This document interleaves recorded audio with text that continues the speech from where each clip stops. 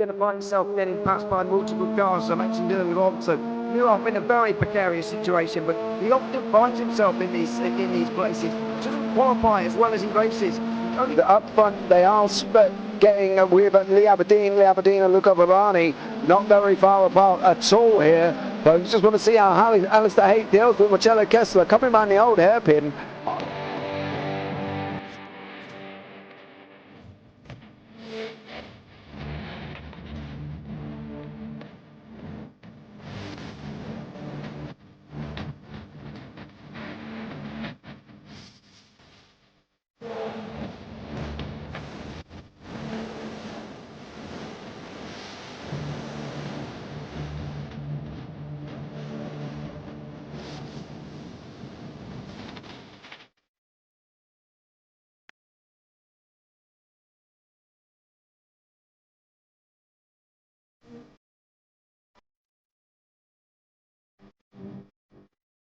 But I would say it's not the best decision I've ever made, just not having done that under the safety car, really. Yeah, they're taking their pit stop strategies from Ferrari lately, isn't it? What's going on? In turn one, just too much gas on them, too much feet on the out pedal, and unfortunately he's dropped you all the way down the order. But Philip Hammer is out in front by an 8.91 seconds.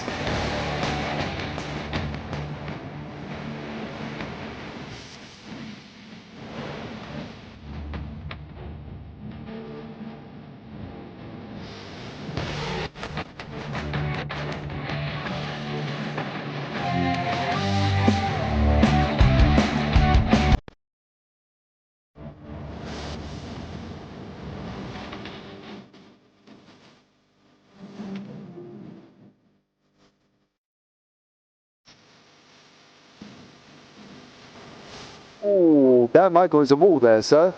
Definitely doesn't want to be hitting that earlier on as well. Difficult, the understeer is in the dirty air through that final corner because it's such a long corner and you get dragged off into the grass very easily. He'll have the slipstream down it towards the chicane. Peterson was briefly alongside, but that slipstream has saved him and kept him in third. Yeah, Barani now lost a little bit of time to Aberdeen, about half a second. Peterson is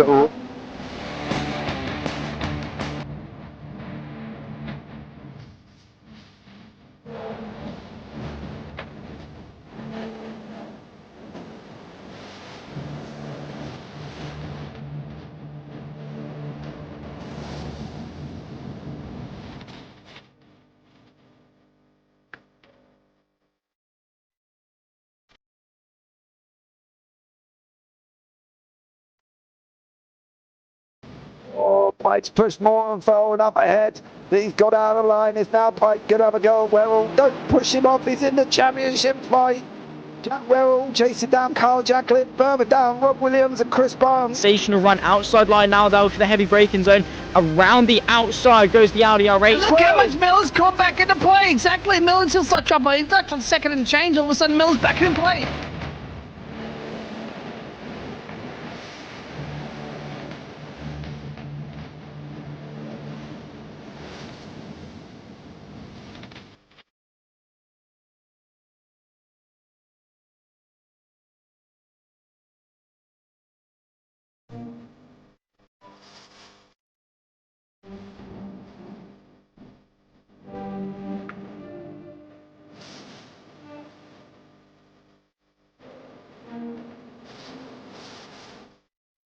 Moving on to the back end of Bill Jocelyn. So there's been a lot of movers and shakers in this first 2 laps here for race. Absolutely serious racing league. Everybody's a lot having fun. Yeah. And it's all about the entertainment, so I hope everybody is enjoying themselves out there in the chat. We know that Ron is been enjoying himself watching the Burger King machines off into the grass a little bit there. Is that really bunching up now?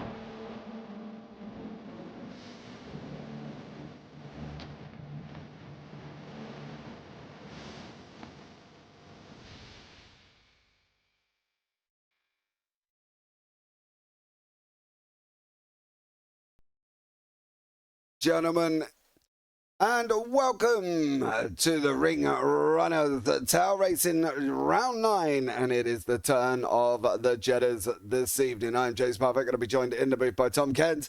Again, format is exactly the same, it's just the track layout that changes, and we are at just the Nord circuit itself. It's just Nordschleife, 154 corners. We are in the dark, and we are using the VW Jettas. The cars are just about to get on to the grid now, so we will bring you up that, and then we'll have a quick chat with Tom. Michael Palasak is in first place, with Evan Crautfield in second, Jason Hightower in third, Raymond Teo in fourth, Dean Dills fifth, and Dan Cosick in sixth, David Anders in seventh, Logan McKinsey in eighth, Lance Keltner in ninth, Valacinio in 10th, Pat Labrosse, last time winner, in 11th, and then Thomas Fisher is in 12th place. Going on from there, Matt Green in 13th, Connor Acatella 14th, Rick Putnam 15th, Corey Starr 16th, Patrick Masek in 17th, David Mull in 18th, Jamie Bender 19th, AJ Condon 20th, Scott Sadler and Dylan Hesselink at the back of the grid here. It's just enough time to have a quick chat with Tom before we start this race off. Tom, welcome in, buddy. How are you? Hello, James. Hi, everyone. Good evening to you all. Yes, we are underway, almost under the lights here at Nordschleife. When I say under the lights, it's under the headlights, more like, because you'll struggle to see the amount of lamp lights or lamp posts, however you want to call them.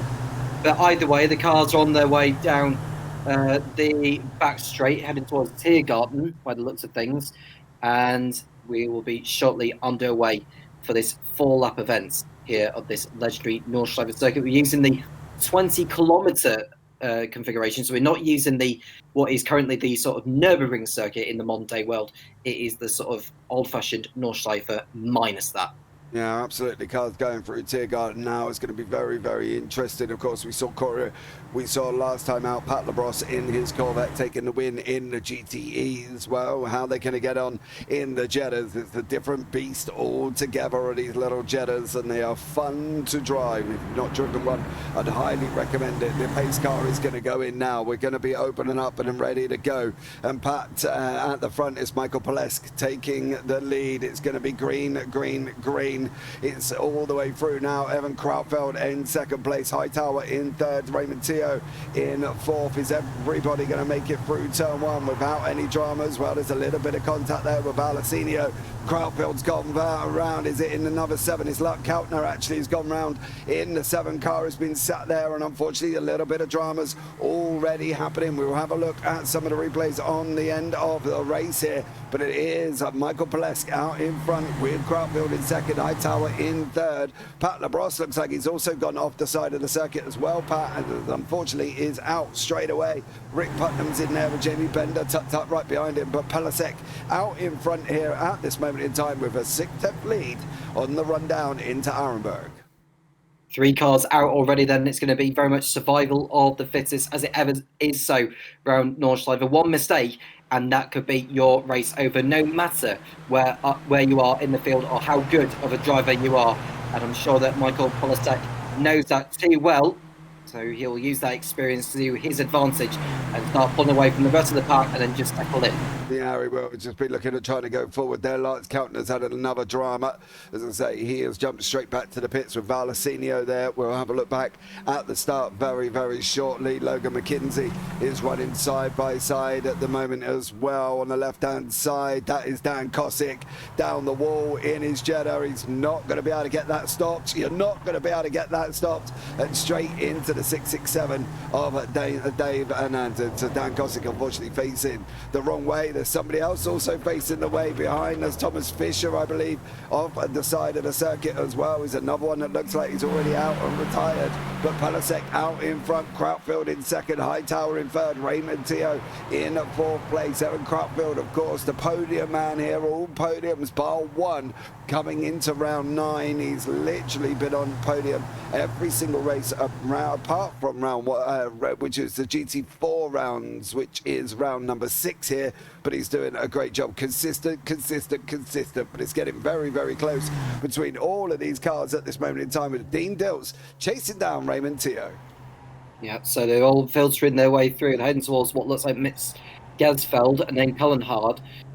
They all seem to be filtering through there fine. We've seen a lot of drifting throughout the kinks as well. Drivers just trying to gain a little bit of time on the cars ahead. Absolutely important that you stay within a car that is rather close to you, because if you are on your own around the circuit, especially in the dark, that's going to make things very, very tricky. No, it is. It's definitely going to be a tough one here. You can see the headlights absolutely booming. We have up the brightness of the sim this evening just so we can see a little bit more. But Dean Dill's chasing down Raymond Teo, chasing down Hightower, chasing down Krautfeld, Palasek there as well. And we're going to jump down in to see and check in with Dave Mole, who again he's done a great job this season, and he's been absolutely amazing as Dave Mole.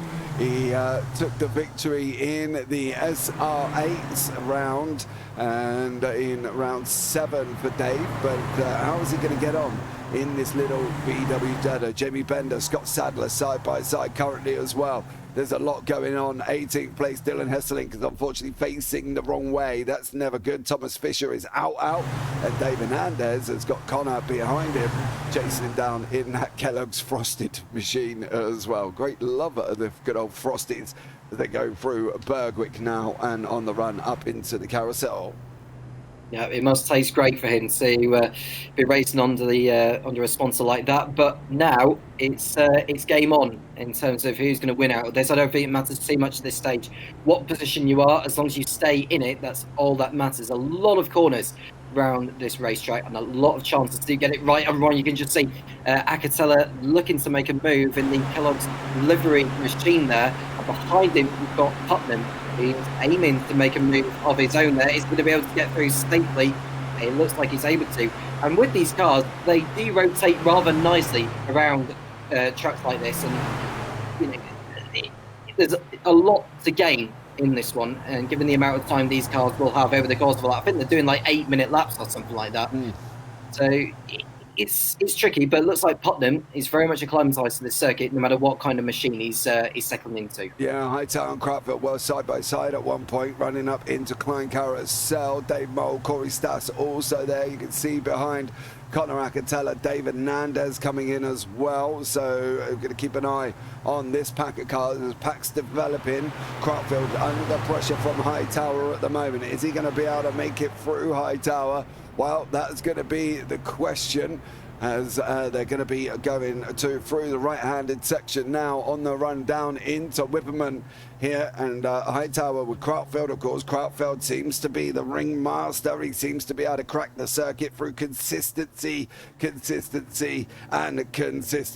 Krautfeld. He's done a great job at being consistent. He's taken podiums on every single round bar the GT4s. Now here we go. Who's this going to be able to work out? Surely the Dottinger Ho's got to be the final place again, isn't it? The passing opportunities that we see so often. Perhaps so, but of course there's the long straight that they have with a kink of Tiergarten to follow as well. And I imagine some of the drivers will make the most of the draft through there, especially in these machines, which I don't know off the top of my head what the average speeds are or the speeds they tend to go through, but they take longer than a lot of the other cars like GT3s that we often see around this Nordschleife track. And that'll be a genuine opportunity place to get an overtake done. But it depends how brave you are, and if you know the distinct places where you can make a lunge up the inside, providing you keep it clean, then you've got a good chance of gaining position and going after the next driver ahead. Yeah, through the right-hander now. We're going to be coming in through Brunchen very, very shortly, and down into what will be Klein's Carousel. The left-hander coming up now. That's almost the kind of mini carousel on the circuit. Here they go. They're going to be dipping into the carousel now. They're going to be trying to get through, and you can see through Hightower just about. Here's the Klein's Carousel. In he goes. In, popping out the other side, holding that control there for Hightower, chasing down Krautfeld. Now we're going to have a look on the right-hand side. You can see the speed that they're currently doing is topping north of, well, they were topping north of 90 miles an hour. But here is that run, this 1,700 meter run. Just, it's absolutely ages to get down there. It's going to be longer in these cars. 120, just maybe 25 under draft, possibly there, Tom. Might top, yep, just about topping 130. And as you can see, it's not making a big difference to Hightower and Krautfeld. Well, if Sabine Schmitz was behind one of these cars right now, she'd be feeling, I've got a good chance of making an overtake here or something like that. But Hightower is making a move here on Krautfeld. And is this going to be a change for position as they go through the kink of Tiergarten for the first time in this race? It feels like an eternity going around this track, but they're coming around to the end of lap number 1. Acatella's making a move on Hernandez further back to go up into 11th position, and they're heading towards what is known as the turn 13 corner, or T13. I don't know why it's called that, but it doesn't seem to be like Hightower's made a position so far, and it's just settling in behind Krautfeld as they begin lap number 2. Yeah, Matt Green is also there with Corey Stas. Connor Acatella did get Dave Hernandez, and then pulls into the pit lane for Acatella. So not entirely sure what problem he has had right at the beginning. It might be something to do with the start line situation. But Hightower now got Ray Teo right in behind him. Dave Mole is chasing down Corey Stas. Putnam is dropping off slightly off the back end. Hernandez is in the Mezic is in there. AJ Condon is still in the race as well. These guys continue to fight it out as they're going to be going on that run down through into Arenberg very, very shortly, where Palasic is just about heading now through that left-hander and is heading down through into Arenberg. Palasic out in front, flying at the moment. Is anybody likely to get near him? Well, you'd probably vote Qualvold will be within range, but he's thinking more about the last lap, or perhaps maybe the last corner, before he decides to go for it. Acastella rejoined very quickly in 16th position, so I don't know whether he had a jump start penalty that may explain why he came into the pits at the end of lap 1. Either way, he's down in 16th position, and a lot of work to do from here. Yeah, Alan Krautfeld as well. Hightower, Teo is also in there, and we'll keep an eye out and see what goes on here on lap 2. And it is Palasic out in front, Krautfeld second, Hightower, Teo, Diltz and McKinsey not very far back from there. Be interesting to see who can make their way forward. It's 2.6 seconds from first to 6th place, 12 seconds down to Stas, Green and Mole, give or take, with them swapping places further back. Mole has just lost a place to Putnam. It looks like there Mole did lose a place. Corey Stas past Matt Green. So great action further back. We've got action at the front, and then we've got this second group of action led, of course, by Corey Stas there with Matt Green, Rick Putnam and Dave Mole. So action in 2 groups here throughout the pack at this moment in time, Tom, and it's always going to be difficult for these guys to be able to sort of make moves on this circuit. We've discussed it before, just about how tight it is around Nords. Well, there's enough battle going on between Messick, Condon and Sadler for 12th position, so make that 3 groups of battles happening around the circuit. But it's very much intensing up at the front, with Palasic only just half a second clear of Krautfeld in 2nd place. But like I say, Krautfeld probably won't want to go for it too soon, but needs to watch out for Hightower in case he decides that he wants to go ahead and challenge Palasic instead. Well, the main purpose of it will be obviously looking to get the lead of the race. It's going to be very, very interesting to see how this one works out for some of these guys here. How does Krautfeld take another podium? Does he not take another podium? You know, we've got the Super Formula Lights next time out.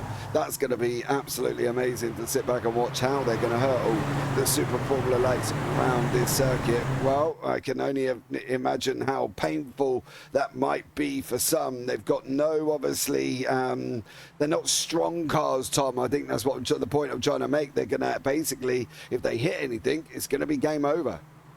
Yeah, well, it just, like I say, one mistake and that finishes it for you. You do not want to sustain damage around this track because it just takes too long to crawl back to the pit lane, and you're very much on your own from there. And you can see Crowell just doing a fine job keeping in touch with Palasic here, despite going at the speeds of which he's doing.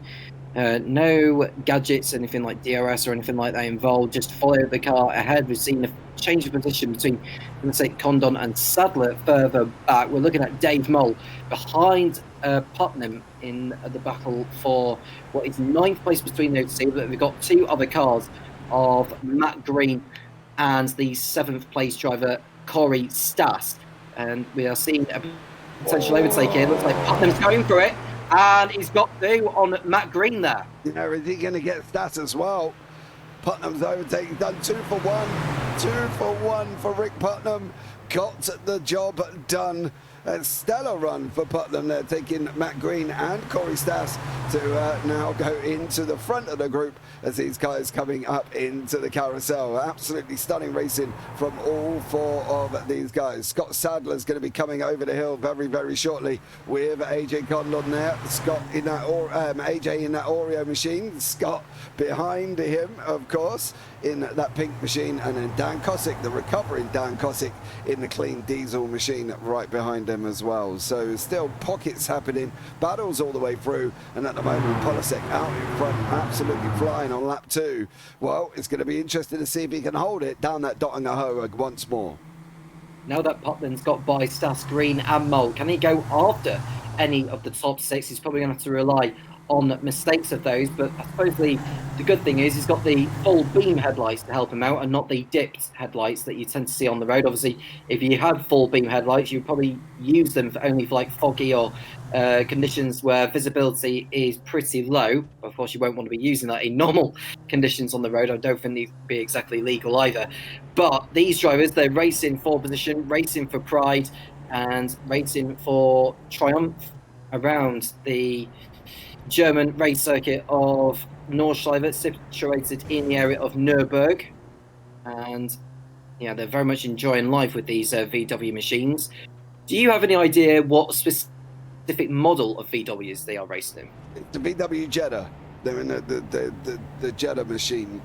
So they'll be in the VW Jetta's machine here on this circuit. So that's what they'll be running, and that's what they are running currently as well. So yeah, VW Jettas for these boys, and yeah, it could be very interesting here as Craftfield's looking to go up the inside at the moment here, and he is going to make it through. Is Craftfield. He's overtaken Polisek. He's got the job done coming into that Klein's carousel, the 2-litre inline 4-cylinder TDI diesel machine that is the VW Jetta. He's got 168 brake horsepower to play with. Not loads, but enough to do a great job here for Evan Craftfield. Overtaking Polisek as well. What has gone on further down? Was that Dan Cosick still running? Scott Sadler's in there. AJ Condon still in there. I thought we lost somebody there as they went down the timing tower, but maybe not. However, this is the draft run of Raymond Teo, Logan McKenzie, Hightower, Polisek and Craftfield all heading towards us. Yeah, they're going on to the back straight towards Tiergarten now. We just see someone pulling out of the slipstream there. That'll be the 5th place driver of Dean Diltz. Is it Dean Diltz? No, I think it's actually the 6th place driver. That is Logan McKenzie. Yeah. Either of them are just popping out just to see if there's a little bit more room so they're not like too close behind the car ahead, just to sort of get an idea of what's happening further on in case they do decide that they want to make their way through. And now you're looking at Polisek, who's tucked up behind Crowell before they get to Tiergarten. They've gone through Tiergarten now and they're going towards T13, and then it'll be the pit straight to begin their 3rd lap. Corey Stas, Rick Putnam still nose to tail, Matt Green, Dave Mole still nose to tail, and then we got the Messick battle behind that. Oh my dearie me, they are literally nearly 3-4 wide here, these guys, and you can see it's yeah, Cosick's coming through, overtaking Scott Sadler, AJ Condon and Patrick Messick down in one straight there for Dan Cosick. Is he going to be able to hold it? They're going to be too wide, they're going to be side by side here as well, and in the wall. Messick's in the wall. I believe there was contact. I think it might have been Scott Sadler or possibly AJ Condon. We'll have a look back at the end of that one, but Patrick Messick is not going to be happy about that. and it's coming into the pit lane once again. But for Krautfeld, however, he's got no problems whatsoever. He's on the run down into Arenberg now as well, but leads the race once more. And there was contact with Messick there, Tom. I believe it would have been AJ Condon or Scott Sadler behind him. I couldn't quite tell who it was, but that damage came at the most convenient time because the pit entry was only just a few hundred meters away. So at least he was able to get into the pits and back out again in 16th place. But just like Bender, who's a little bit further behind, Messick is on his own, and he'll just be salvaging some consolation from this one and relying on others to trip over themselves, particularly this lot. Yeah, these guys here. Oh, the front, you can see the front six, everybody else, well, apart from Putnam and Stas, kind of spread a little bit, half a second between them. Round Arenberg they go. Evan Krautfeld now. Is he going to be able to hold on to this lead as they start going up now into the Ardent Forest? Through around this circuit. This circuit is absolutely amazing to drive. If you haven't driven this circuit, I recommend you go out and drive this circuit. AJ Condon alongside Scott Sadler at the moment. They're on the run down into Arenberg. Sadler does go through, so Scott Sadler passing AJ Condon. AJ's trying up the inside, little bit of contacts, but Sadler's all out of shape. He's managed to hold on to it, Scott Sadler, and now they're going to be running side by side again. Too wide is not a section generally here that you will run too wide, but they are managing to hold it. And AJ does get past Scott, but boy, oh boy, was that more of a putt to pass there for Scott Sadler and on AJ Condon. AJ Condon just giving him a little bit of a nudge. Scott Sadler giving AJ a little bit of a nudge and making his way through. Well, that was a little bit too ambitious from AJ Condon, nearly putting Sadler into the wall, but he got through eventually. And the next driver he can go after is Kozik. Dan Kozik, that is, in 12th place. He's only about 1.7 seconds back, unless I'm staring too closely to the timing tower. I think I stand correct on that. Yep. But either way, we're looking at the leaders again. Krovold just managing to hold the margin, but Polisek is right up his gearbox, refusing to leave him alone. No, he's not going to let him go here at all.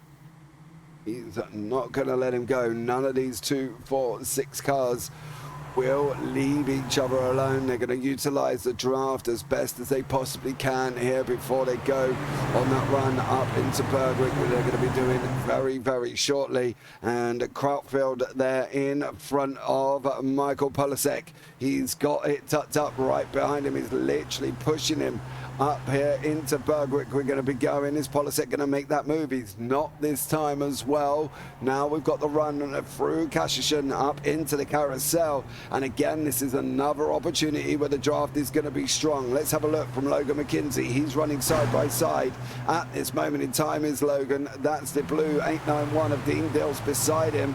They're still side by side up through Kashishan they go. This could be a side by side run all the way up into the carousel. Are they going to be able to make it through though? That's going to be the question. And I think for McKenzie, I would probably more likely, if he is going to muscle Dilts out of it, to try and well, I'm not quite sure where he'll do it on here because they're running near enough the same pace. Yeah, well, he's just got his nose in front now, has McKenzie. What does Dilts decide to do? I think he's going to play it safe here because the curb is on the inside waiting to bite, and Dilts will have to yield, and he does so. You know, it does, and McKenzie does go through Krautfeld there, and also Polisek and Hightower, Raymond Teo. Again, these 4 battling it out. McKenzie's in 2nd place. Stas and Putnam. This was the site of Putnam's double overtake he did a little bit earlier on. Stas still not being able to get through and still tucked in behind him. And then you've got Dan Kossick, AJ Codlon and Scott Sadler. So, but lap 3 of 4, and we've got the Mr. Consistency Evan Krautfeld out in front at the moment. Doing a terrific job, Krautfeld, since he got by Polisek for the race lead. But he's managing the gap. He's not pushing too hard, but he won't want to make a mistake on any of the corners, which will give Polisek a chance to get through, as does Hightower. So Krautfeld just needs to make sure he knows his way around this circuit, every corner that he can, before he decides to absolutely attack the corners. If you're a driver behind the leader, you probably have an advantage just to watch him and use him as a reference point. Yeah, absolutely. Krautfeld moving away now. He's got half a second. Is he going to be taking another podium, another victory for Evan Krautfeld? And down through Whipperman they go. Going to be interesting to see. This course has got so many corners on it. So much concentration is needed. Stay off the curb and make sure they can get round the right hand of Brunchen before they go up into S-curve here. And then they'll be entering onto that Dottinger-Ho once more. And we'll see whether or not Polisek can get through again, or it's going to be Krautfeld all the way here. And let's see how they get on, Tom. It's going to be a very interesting sort of one and a quarter laps here. Yeah, Polisek's beginning to drop back, so he needs to stay within Crowfield so that he's got him in his sights in case he makes a mistake. But it's comprehensive how they are attacking the corners and the Kings. It's difficult to separate them, really. Some may decide to take a little bit more curve than the other just to give themselves a little bit of an advantage. You can just see Polisek, I think, took a little bit more curve there to attack Crowfield a little bit, to put him under a little bit more pressure, and that's what he's exactly doing here. He's getting the gap down back again. Yeah, he's pulled straight in. He had a better left-hander. Now into Klein's carousel they go. And Krautfeld was a little bit more uncomfortable in that one, coming into Galgenkopf, the long right-hander. Is he going to be able to hold on? Polisek, he's got to make sure he's tucked up. He's 2.5 tenths, give or take, at this moment in time.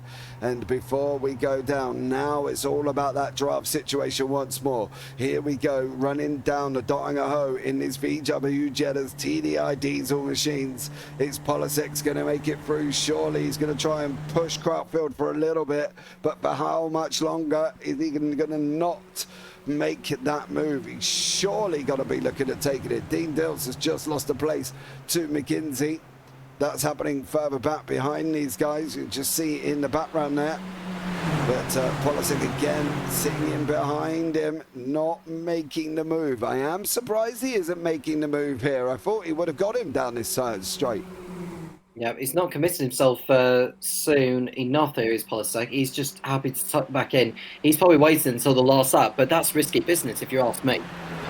Yeah, it is, but it's always one of them things, isn't it? It's that risk-reward situations that you never know what might quite happen here. You just never know. It's Nords. You don't know that Krautfeld's going to get it all wrong and he's going to end up going down the order. Hightower might have an incident with Teo. That might bring McKinsey into second place. You know, there's a lot that can go wrong on this circuit, and you can see in the background there, Raymond Teo with McKinsey tucked in right behind him, and Krautfeld tucked in behind, in front of Polisek once more. So we'll keep an eye out and see what happens at the front here and see how they get on. Well, it's the last lap now, so these last 20 kilometres for these guys have raced so far, just 6 out at the moment. And we've got a battle between 6 drivers for the race win. Putnam on its own. He's got Stas for company, actually, in the fight for 7th place. And that's pretty much it on the battlefront, although Mull and Green are in a fight of their own. But this is the focus point. Who is going to come out on top here? We've got a battle between McKinsey and Teo for 4th place. Will they leave each other enough room? They do, just about. But Dilts will be fancying his chances in case anything goes wrong involving those two. Krautfeld now on the run down into Arenberg. Is he going to be able to hold it? He's got one more lap in about another 8 minutes. Evan Krautfeld will come over the line again. Slight little bit of contact sets Krautfeld a little bit wibbly wobbly. He's going to have to be careful on that one and make sure he stays away. Krautfeld runs a little bit wide. Polisek's going to come in inside. Krautfeld got Arenberg all wrong. Now Polisek again is under pressure from Krautfeld's under pressure from Hightower. They're running side by side here. Hightower's gone through, and Krautfeld, after making one mistake, goes from 1st all the way down into 3rd.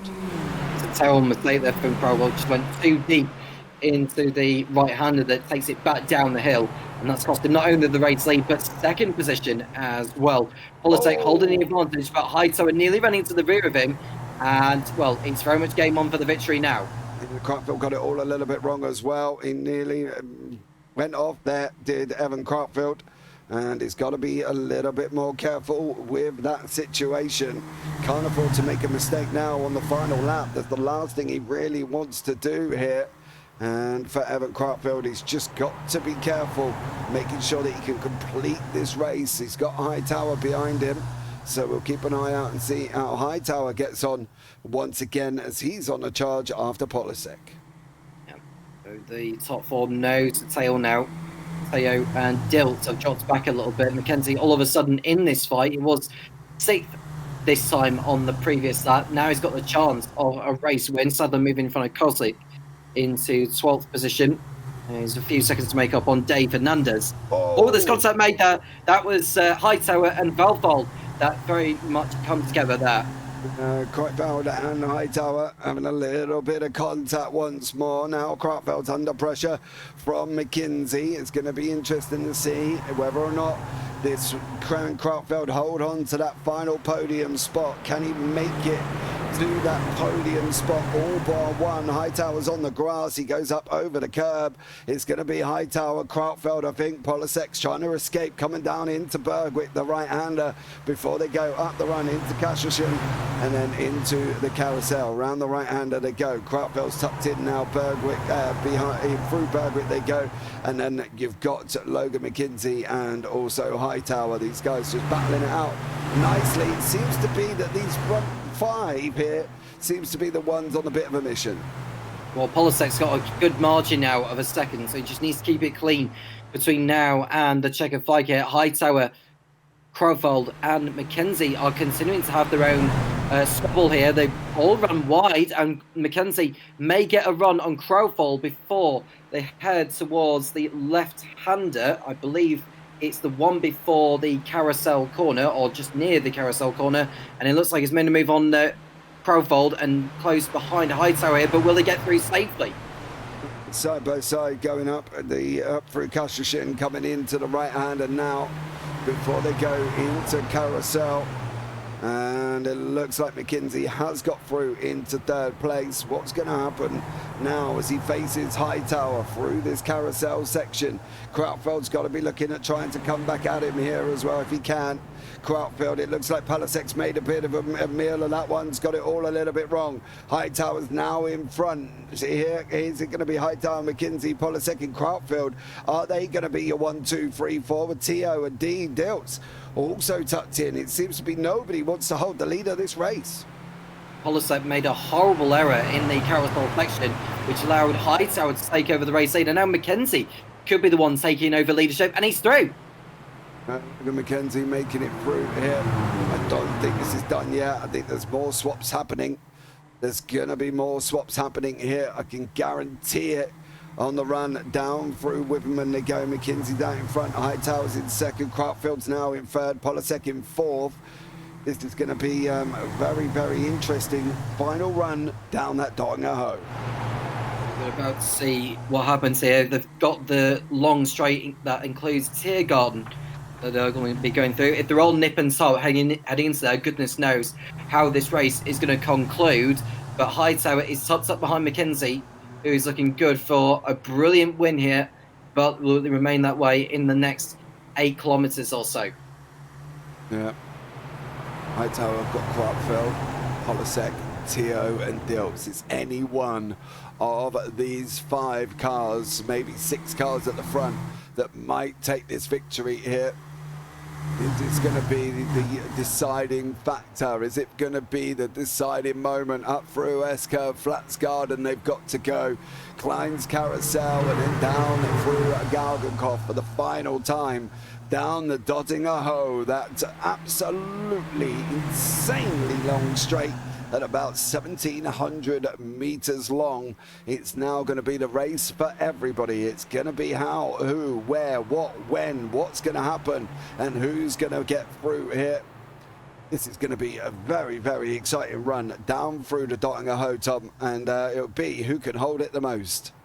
Everyone from Hightower downwards needs a strong exit heading into coming out of Galgenkopf, and they need to be within the draw for McKenzie to have any chance of the win here. McKenzie in the prime position, but one mistake could ruin it for him. But it seems though that he's going through Galgenkopf no problem. It's down to this back straight, and you can see pushing as hard as they can, and you can see that McKenzie's trying to break the toe behind, and that could well be the difference there. That could be all of what he needs to take the race win, but the battle for second is very much on here as Hightower is about to be overtaken by Crowfold, and look at Polisek also going through on the right-hand side of him, and it looks like he fancies his chances of going for second place. Polisek now taking on their second place. He's trying to get the run down into behind here. You can see there's got, oh my dearie me, there's going to be contact at some point. Who's the one going to make it? That's going to be, it's Crowfield and Hightower. Crowfield and Hightower made contact. Now Polisek running side by side with McKinsey. It looks like McKinsey's up over the curve. He's trying, he's holding. Polisek's going to get it, I think. It is going to be Polisek. He's going to hold on to that lead. More argy-bargy going into the final corner. Polisek gets it. Crowfield comes over the line in fourth. McKinsey in second, and Raymond Teo grabbed third with Dean Dilts in fourth. Hightower got fifth. What's going on with Putnam and Stas? Well, they're going hell to leather as well, and it looks like Putnam, he is going to take that from Corey Stas. Connor Acatella, Scott Sadler, and Dan Kosick, they're running up down through into Tiergarten now. And you can see Kosick trying to get up the inside of Connor Acatella. Don't believe he's going to do it. Acatella cuts his nose off here through the left-hander. He's still managing to hold on, and it is going to be Acatella's going to come over the line with Dan Kosick behind him. And, well, you can safely say that was an ending and a half here. We'll have a look back at the Hightower incident very, very shortly. Just going to wait for AJ Condon and Jamie Bender to come over the line. But, boy, oh boy, Tom, that couldn't have been any closer. Well, you called it that two of the top six or whoever was going to make contact when they were all almost boxing in each other, and that's exactly what happened involving Crowfold and Hightower. We'll have a look on the replay to find out how that all kicked off. It may go down as a racing incident, but I think looking at it, it felt to me like Hightower had just cut across on Crowfold when there was just not simply a car length for the pair of them to avoid spinning each other around. And you can just see Bender. You can see Bender, who's a long way back here, just going through Galgenkopf, and it would just be about 45 seconds or so before he crosses over the line. But yeah, what a race! That was enjoyable. Yeah, it definitely was there. Let's wait for Bender. We will bring you up the results of this race.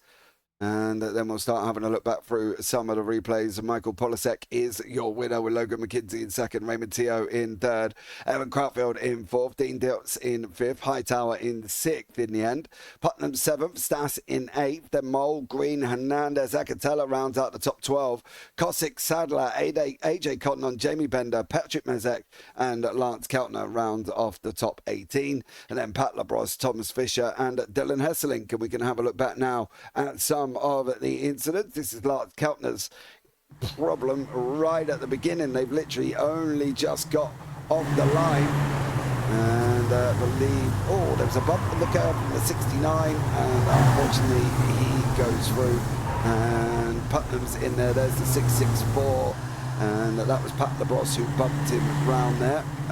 Patrick Mezek was involved in that one, and then of course Mezek has his own little incident a little bit further down. This was actually after the start on that one. Where's the next little kind of pile-up scenario at that point? Keltner's out here. Valacinio went off track, and we'll try and catch up. Well, he's facing the other way, is Val, so he's obviously been off track beforehand. I believe this may have been involved with this beginning carnage. He is, well, he's in the middle there, and then unfortunately he gets spun round, and into the wall goes Valacinio. So that is all of what happened at the beginning. Dan Kosick and Dave Hernandez running side by side. Kosick off onto the grass, no control whatsoever, and then unfortunately Kosick bang into Hernandez. So unfortunately for him, not ideal. Dylan Hesselink's moment here. This looks like it's all on his. You're not going to take that curve, mate. No chance. Into the wall. Off goes the wheels. Off goes the second wheel. And unfortunately for Dylan Hesselink, it is done. It then goes quiet right the way through until lap 2 when we see Patrick Messich's incident with Dan Kosick. Messich onto the grass. There was a little bit of a contact from the 36 machine. That was AJ Condon, and that puts Messich down into the wall. White flag lap now. We got AJ Condon off the side of the circuit. Sadler also went off in this short little bit here. And AJ unfortunately runs off the side of the circuit there. No real dramas, as Scott Sadler does, going up the grass there as well. And then of course we're going on to the final lap incident here as well. I want to really want to slow that down beforehand. And we'll have a look from behind. I don't think a Krautfield could have gone any more further over, you know, on that. That's what I mean. I think Hutchinson didn't leave him enough pace. I think Krautfield was just an instant passenger in all of that. So you can see the argy-bargy going on between the leaders right up to the last corner. Yeah, all the way through, they were having a right little bit of a ding-dong, but it was Michael Polasek out in front there as well.